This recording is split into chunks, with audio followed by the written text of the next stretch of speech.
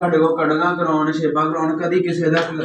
ਯਾਨੀ ਕਿ ਲਾਮਾ ਨਹੀਂ ਆਇਆ ਹੈਗਾ ਵੀ ਤੁਸੀਂ ਭਾਈ ਅੱਗੇ ਵੀ 2-4 ਵਾਰੀ ਆਏ ਆ ਠੀਕ ਆ ਲੇਕਿਨ ਤੁਸੀਂ ਵੀ ਇਸ ਗੱਲ ਦੀ ਟੈਨਸ਼ਨ ਨਹੀਂ ਲੈਣੀ ਹੈਗੀ ਤੁਹਾਡੀ ਅੱਗੇ ਵੀ ਕਟਿੰਗ ਕਦੀ ਕੀਤੀ ਆ ਕਦੀ ਹਾਂਜੀ ਤੇ ਹੋਰ ਗੱਲ ਨਹੀਂ ਕੋਈ ਹੁੰਦੀ ਉਹ ਭਾਈ ਫੋਨ ਆਇਆ ਵਾ ਯਾਰ ਫੋਨ ਆਇਆ ਵਾ ਕੀ ਹੋ ਗਿਆ ਤੇਰੇ ਤੇ ਗੋਲੀ ਵੱਜ ਗਈ ਤੇਰੇ ਮੈਂ ਕਿਹਾ ਕਿ ਫੈਰੰਗ ਹੋ ਗਈ ਯਾਰ ਭਾਂਗ ਖਦਾਨ ਉਹ ਬੈਲੀ ਏਦਾਂ ਦੀ ਆ ਭਾਈ ਬੈਲੀ ਆਈ ਆ ਹਾਂਜੀ ਚਲੋ ਠੀਕ ਆ ਹੋ ਗਿਆ ਤੂੰ ਇੰਨਾ ਡਰ ਗਿਆ ਵਾ ਜੇ ਕਿਸੇ ਦਿਨ ਸੱਚੀ ਚੱਲ ਗਈ ਤੇ ਮੈਨੂੰ ਬਹੁਤ ਡਰ ਆਉਂਦਾ ਉਸ ਵੇਲੇ ਤੋਂ ਨਾ